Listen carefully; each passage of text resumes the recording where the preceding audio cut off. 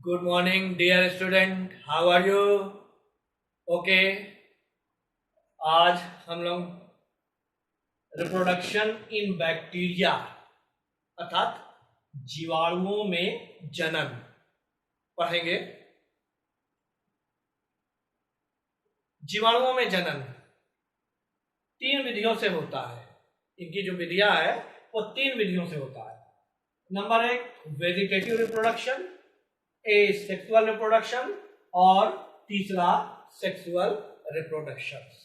ये 3 विधियां जीवाणुओं में जनन की होती है। वेजिटेटिव रिप्रोडक्शन जैसा कि आपने इसके पहले भी पढ़ा है, पौधों में विभिन्न प्रकार के जो रिप्रोडक्शन होते हैं उसमें वेजिटेटिव माने कायिक जो भाग होता है उसके किसी भी भाग से पुनः नए जीव के बनने की क्रिया को वेजिटेटिव रिप्रोडक्शन कहते हैं। तो जीवाणुओं में भी जो कायिक कोशिका होती है, जीवाणु कोशिका होती है, उसी के विभाजन द्वारा अथवा कोई वृद्धि करके, एक छोटा उभार के रूप में वृद्धि करके जिसके बडिंग कहते हैं, उसके द्वारा नए कोशिका का विकास होता है, जन्म होता है, वही वेजिटेटिव रिप्रोडक्शन कहते हैं। यहाँ पे वेजिटेटिव रिप्रोडक्शन की 2 विधियां बताई गई है। नंबर 1 बडिंग द्वारा, बाय बडिंग द्वारा। नंबर 2 बाइनरी फ्यूजन द्वारा। ठीक है। फिर सेक्सुअल रिप्रोडक्शन, एसेक्सुअल रिप्रोडक्शन की जनन की वो विधि होती है जिनमें जीव या पौधे या बैक्टीरिया एक विशेष संरचना बनाते हैं जिन्हें स्पोर्स कहा जाता है। ये स्पोर्स का निर्माण जो है बिना अर्धसूत्री विभाजन के होता है, अथवा इनमें फ्यूजन की क्रिया नहीं होती है, तो उस संरचना को ही स्पोर्स कहा जाता है, जिसमें गुणसूत्रों की संख्या कायिक कोशिका की गुणसूत्रों के समान होता है। ये एसेक्सुअल रिप्रोडक्शन स्पोर्स के द्वारा होता है। और यहां पे जितने प्रकार के स्पोर्स बनते हैं उनके आधार पर ये 4 प्रकार के बताए गए। नंबर 1 बाइकोनिडिया, बाइजोस्पोर्स, बाइसिस्ट और बाइ एंडोस्पोर्स। तो एसेक्सुअल रिप्रोडक्शन में इन 3-4 विधियों से जनन की क्रिया होती है, यानी रिप्रोडक्शन होता है। फिर सेक्सुअल रिप्रोडक्शन की बात करें, वैसे मुख्य रूप से जीवाणु जो है केवल वेजिटेटिव रिप्रोडक्शन और एसेक्सुअल रिप्रोडक्शन द्वारा ही रिप्रोड्यूस होता है। इनमें वास्तविक सेक्सुअल रिप्रोडक्शन नहीं पाया जाता, किंतु वैज्ञानिकों ने, लैंडरबर्ग ने और दूसरे वैज्ञानिकों ने इनमें जीवाणुओं की कुछ जातियों में सेक्सुअल रिप्रोडक्शन ज्ञात किया है और इसके लिए उन्हें नोबेल प्राइज भी मिल चुका है। उन्होंने सेक्सुअल रिप्रोडक्शन के ये 3 प्रकार बताए हैं। नंबर 1 ट्रांसफॉर्मेशन, नंबर 2 ट्रांसडक्शन और नंबर 3 कॉन्जुगेशन। ट्रांसफॉर्मेशन माने रूपांतरण और ट्रांसडक्शन मीन पारक्रमण और कॉन्जुगेशन माने संयुग्मन। तो बैक्टीरिया में ये विभिन्न प्रकार के रिप्रोडक्शंस होते हैं। अब इनमें हम सबसे पहले वेजिटेटिव रिप्रोडक्शन की बात करें कि जैसा हमने आपको बताया कि वेजिटेटिव रिप्रोडक्शन जनन की वो विधि है जो कायिक कोशिका या कायिक शरीर के किसी भी भाग से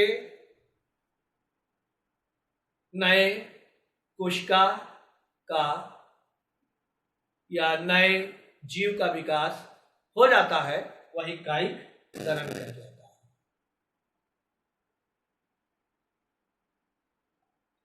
तो यहां कायिक जनन की दो विधि है। नंबर एक बडिंग बाय बडिंग द्वारा। तो सबसे पहले हम लोग कायिक जनन में बडिंग पढ़ते हैं। तो बाय बडिंग अकॉर्डिंग टू बिस्ट एंड हेले और बिस्ट के अनुसार जीवाणु बडिंग होती है, जीवाणुओं में बडिंग होती है। और इसके लिए उन्होंने बताया कि बिगिडी बैक्टीरियम बिफाइडस में बडिंग के द्वारा ये रिप्रोड्यूस करते हैं। और दूसरा एग्जाम्पल इसका हाइफो माइक्रो बैक्टीरियम है, हाइपो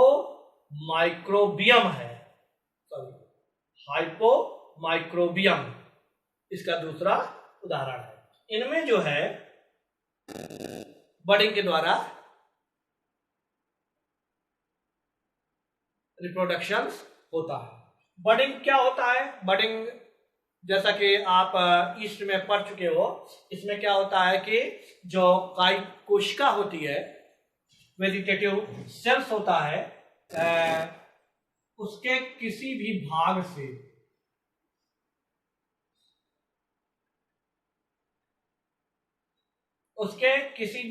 से सबसे पहले एक उभार उत्पन्न होता है, छोटा सा उभार उत्पन्न होता है, और फिर ये केंद्रक विभाजित होकर के इसका कुछ भाग इसी उभार में आ जाता है। और इसके बाद ये जो इसी को बड कहा जाता है, ये क्या है? बड। और फिर इसके बाद ये बड जो है कंस्ट्रिक्शन के द्वारा कोशिका से बिल्कुल अलग हो जाते हैं।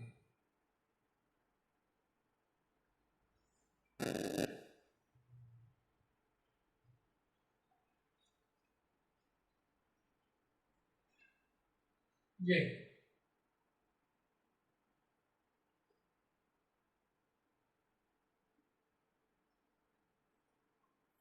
तो इस तरह से ये बड जो है अलग होकर के एक डॉटर सेल बना लेता है।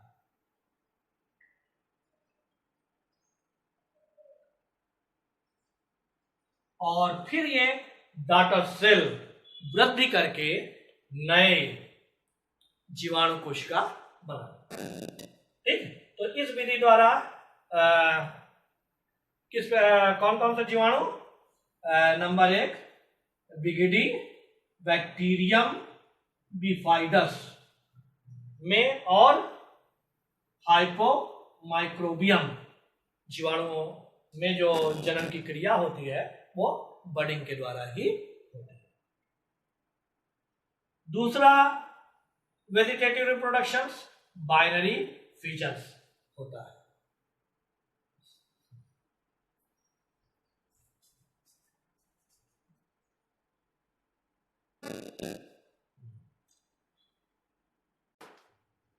हाँ, तो रिप्रोडक्शन की दूसरी विधि बाइनरी फ्यूजन, द्विविभाजन द्वारा।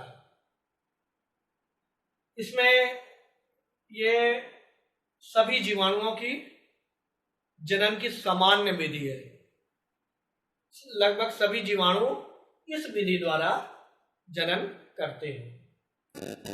इसमें ये जो है अनुकूल परिस्थिति में होता है। अनुकूल परिस्थिति माने उचित वातावरण, ताप, भोज्य पदार्थ इनके लिए पर्याप्त मात्रा में होनी चाहिए। अनुकूल टेम्परेचर होना चाहिए, अनुकूल वातावरण होना चाहिए, अनुकूल ह्यूमिडिटी होनी चाहिए। तो जब इनके अनुकूल होता है तो ये बड़ी तेजी से विभाजित करते हैं, बड़ी तेजी से विभाजित करते हैं और लगभग 20 मिनट पर में एक कोशिका विभाजित होकर के दो, इस तरह से 20 मिनट में एक कोशिका 2 में हो जाएगी, अगले 20 मिनट में 2 से 4 हो जाएगी, अगले में 4 से 8 हो जाएगी, यानी 1 घंटे में 8 हो जाएगी, अगले 20 मिनट में 16 हो जाएगा, यानी 1 घंटे 20 मिनट में 16 हो जाएगा, 1 घंटे 40 मिनट में 32 हो जाएगा और 2 घंटे 64 हो जाएगा। इसी तरह से 2 घंटे 20 मिनट में 128 हो जाएगा, फिर 2 घंटे 40 मिनट में 256 हो जाएगा और अगले 3 घंटा में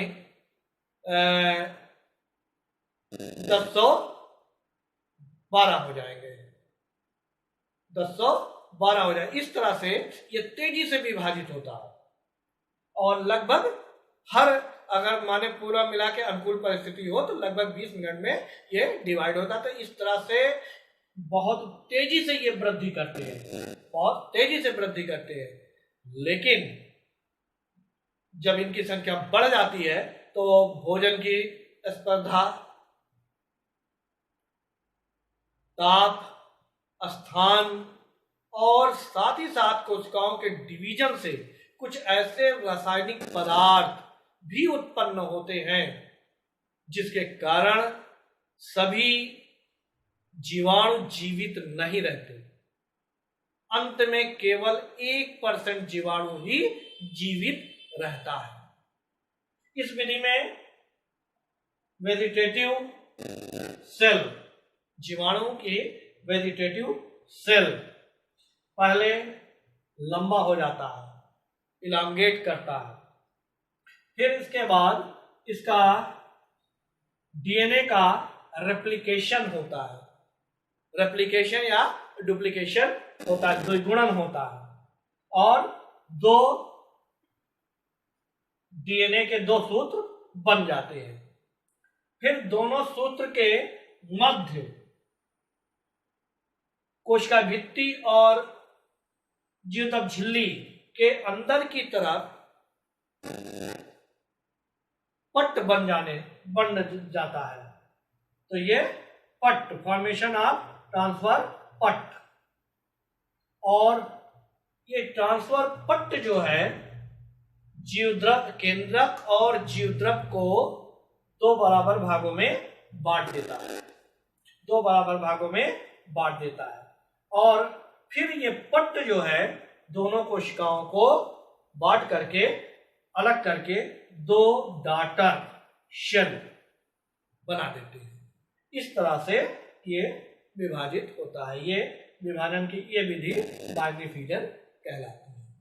इसमें जो डीएनए का रेप्लिकेशन होता है ये या तो माइटोटिक होगा या एमाइटोटिक होते हैं। तो इस तरह से मैंने आपको वेजिटेटिव रिप्रोडक्शन की 2 विधियां बताई।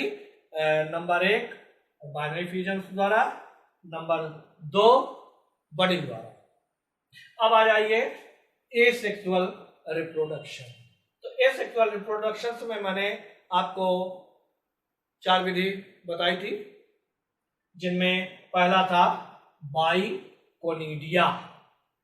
बाइकोनिडिया, ये कोनिडिया जो है मुख्य रूप से तंतुमय जीवाणुओं में होता है, तंतुमय जीवाणुओं में होता है। और इस तंतुमय जीवाणु का कोई जीवाणु सूत्र, जीवाणु सूत्र के शीर्ष पर कोनिडिया नामक स्पोर्स ट्रांसफर विभाजन द्वारा विभाजित होकर के बनाने लगते हैं। इस सूत्र को कोनिडियो फोर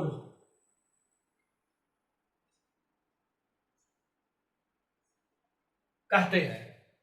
जिस सूत्र के शीर्ष पर कोनिडिया जो जीवद्रव के परस्पर विभाजन के द्वारा बनते हैं, इसको कोनिडियोस्पोर्स कहते हैं। ये क्या है? कोनिडियोस्पोर। ठीक, कोनिडियोस्पोर्स बनते हैं, उस सूत्र को कोनिडियोफोर कहा जाता है। ये कोनिडियोफोर से अलग होकर के ये स्पोर्स अनुकूल परिस्थिति में पहुंच करके जर्मिनेट करते हैं और जर्मिनेट करके नया सूत बना देते हैं। ये जो है स्ट्रेप्टोमाइसीज जो तंतुमय जीवाणु होते हैं उनमें ये पाए जाते हैं। तो रेडियोफोर किसके द्वारा करता है? स्ट्रेप्टोमाइसीज।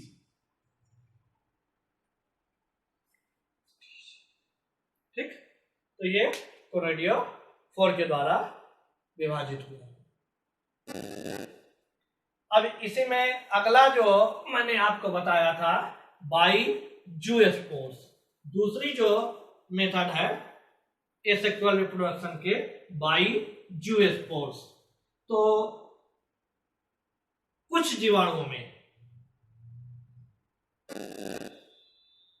मोटाइल स्पोर्स का निर्माण होता है, तो दूसरे प्रकार का है बाइजूस्पोर्स।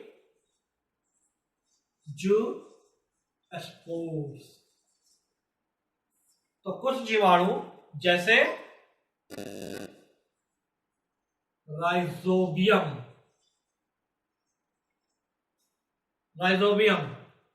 में जूस्पोर्स बनते हैं। जैसा कि आपने जो है स्पाइरोगायरा में पढ़ा होगा कि ये मोटाइल्स होते हैं और ये जो है नए कोशिकाओं को जन्म देते हैं।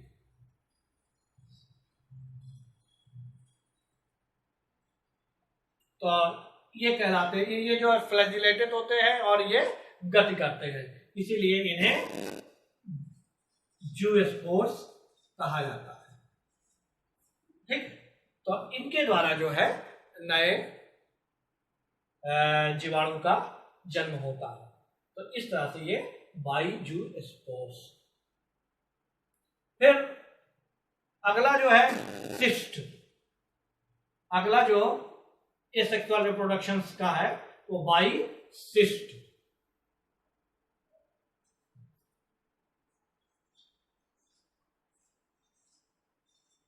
बाइसिस्ट या बाइसिस्ट फॉर्मेशन। तो कुछ जीवाणुओं में जब अनुकूल परिस्थिति आती है तो कुछ जीवाणु अब कोशिका के चारों तरफ एक मोटी आवरण बना लेते हैं, एक मोटी आवरण बना लेते हैं और इस तरह से ये सिस्ट का रूप धारण कर लेते हैं। तो सिस्ट वाल, आवरण, और इस तरह से ये विपरीत परिस्थितियों में अपनी रक्षा करते हैं। अनुकूल परिस्थिति आने पर ये अंकुरित होकर के नए जीवाणु को जन्म देते हैं। तो इस तरह से इसे कुछ वैज्ञानिक रिप्रोडक्शंस नहीं मानते, केवल विपरीत परिस्थितियों से रक्षा करने का उपाय मानते हैं। ठीक, और अगला है